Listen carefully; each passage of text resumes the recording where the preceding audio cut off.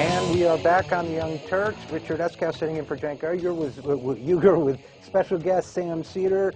And we have a guest on the line, I believe, right now, Ashley Carson, the Executive Director of the Older Women's League, and the recipient of a most unusual email from Alan Simpson, co-chair of the Deficit Commission that has been taking an extreme, disproportionate level of interest in Social Security.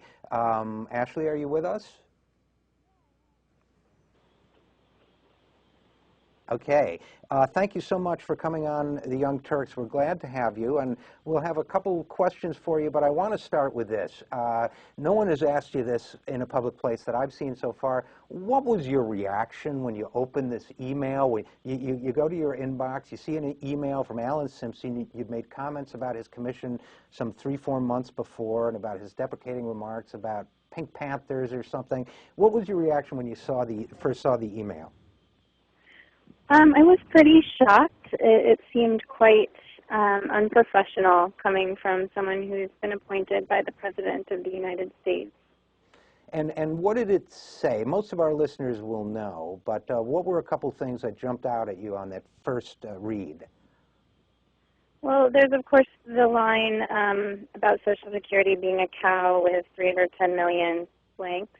Right. And now, which is very, you can right off the bat see how that one is offensive to not only women, but anyone, who has paid into Social Security.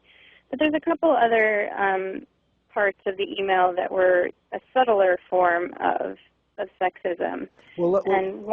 Let's get to those in a second. I just want to explain for anyone listening who might not understand. What Mr. Simpson said in that email was he said that he thought a lot of people were, quote unquote, milking the Social Security system, and then he said it was like a cow with 310 million organs that produce milk, and 310 million happens to be the population of the United States. So he was basically saying everybody is milking the Social Security system.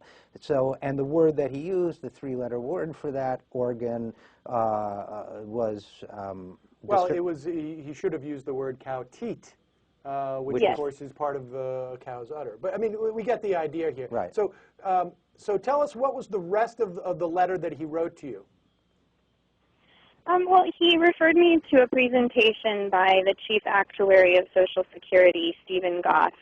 A presentation that had a chart that I was fairly familiar with in social, showing the projections of spending and what would be coming and going out in Social Security over the next, say, 100 years or so. And he said he attached that if I was any good at reading charts, which to me just sort of goes back to the whole, form of sexism that is, girls aren't very good at math or science. And so that was kind of a more subtle attack, but I think it's offensive, and you shouldn't be sending something like that to someone who works on women's issues. Well, you shouldn't be sending that. You shouldn't be saying that to anybody. I mean, this guy has been appointed to a presidential commission, ostensibly to take an objective look at what the charter specifically says that projected revenue, projected growth of entitlement programs as to its effects on the deficit. Here's a guy who's been appointed by the president who's writing these disparaging letters, whether they're offensive to you as a woman or as simply as a person who's involved in public policy, to act so demeaning towards you. But let me ask you this. Wait, what was that? When was the last time you had contact with him? I mean, did he send this out of the blue? Yeah, I've actually never contacted Mr. Simpson. I wrote a public blog on the Huffington Post back in April. I was talking about the fact that you keep hearing him in the media talking about advocacy groups, and he calls them the Gray Panthers, and misnamed the National Committee to Preserve Social Security and Medicare, called them some other made-up name, and then the Pink Panthers. And I was just pointing out in my blog that there's no group called the Pink Panthers. I think it's, I was basically just saying, enough with this. we don't need to call advocates Pink Panthers, because to me that's saying women's organizations are sort of this like fictional character that doesn't really exist. And didn't he also, sorry Ashley, but didn't he also say to you, enough with this sexism and ageism crap, and write me when you get honest work, or something like that? Yeah, he did say that, and I think that just shows a consistent pattern, because we know that during the hearings, the Thomas confirmation hearings back in the 90s, he basically told Anita Hill that she would be experiencing the real sexism or sex discrimination, not, pardon me, she would be suffering from real discrimination from the claim she was bringing forth, not the sexual kind. Right. I think what kind he of said, insinuating that that's not real discrimination, and that's just his behavior. It shows a clear and consistent pattern. He's also been very disparaging to seniors in using the term greedy geezers all the time when referring to different older adults in this country. Well, yeah, that's right, and I think what he actually said to Anita Hill was that if she persists in reporting this claim of sexual harassment, she was going to experience real harassment rather than sexual harassment, right, as if sexual harassment were real. Yeah. So, okay. Well, I gotta say that to me, the most offensive thing about this letter is, and I think that he clearly has a problem with women. He clearly has, but it seems to me, frankly, that he has a problem with everybody who is not in his tiny little circle. Because the most offensive thing that he's doing is, can you imagine for a moment if this was someone disparaging Gulf Oil or something? You'd hear the right wing screaming about how somebody's disparaging constituents. What's even worse than just the fact that he's treating people who are advocating for what is due them with such bile and contempt, and doing so on the taxpayer dime as he sits on this commission, essentially. What's really offensive, too, is that he is supposed to be objectively looking at Social Security and its implications on the deficit, and he's clearly entering this committee with an agenda, and that agenda is, I think that people who take Social Security, I think that people who retire and don't have enough money to buy food or don't have enough money to pay for their heating bills, I think they're contemptible. No, and let me add something to that,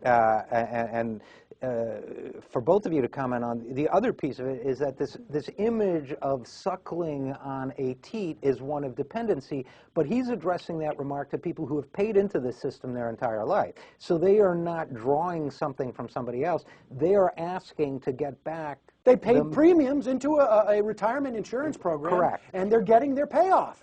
So Ashley Carson was one of a number of women's leaders, as well as a broad spectrum of political leaders and politicians from a number of groups calling for Alan Simpson's resignation. We heard today again that the White House intends to keep him in his role. If we have time, we'll look at that video in a minute. But have you been contacted directly by the White House? Has there been any other response on this issue other than what's been reported in the media? No, several of us who run women's organizations will be having a meeting, I believe, tomorrow with Bruce Reed, the executive director of the President's Fiscal Commission. And he's offered to come talk with us, which is a really nice gesture, and hopefully we'll learn about some of the things the commission is doing, which we definitely appreciate the opportunity to do. But I'd just like to make the point again that this was a blog post from, months ago. OWL has followed the procedure of, we did testify in front of the co-chairs of the Fiscal Commission. One of them was Mr. Simpson. So that's really the only direct contact I've had with the former senator. And Ashley, can I ask you it's just inappropriate behavior for somebody to be sending this type of correspondence to anyone, especially when they've been appointed by the president. And I'd also like to point out further that, there's been a number of situations where there's been discrimination, and the president has reacted in, appropriate ways to dismiss different people. And I think that what the women's movement would like to see is this form of discrimination taken a bit more seriously, and for him to reconsider his position. Well, Ashley, let me ask you a question. You wrote this thing in April. Do you think Alan Simpson is keeping a list of people that have criticized him? Do you think he's keeping a list? I mean, that seems rather odd that this guy is responding 4 months later.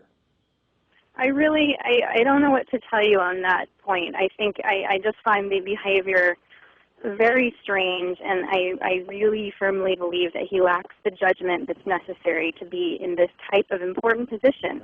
We do need to look at our country's fiscal situation.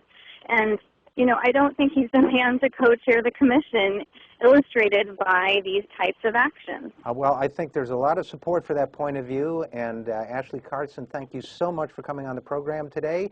And we will be following this story closely.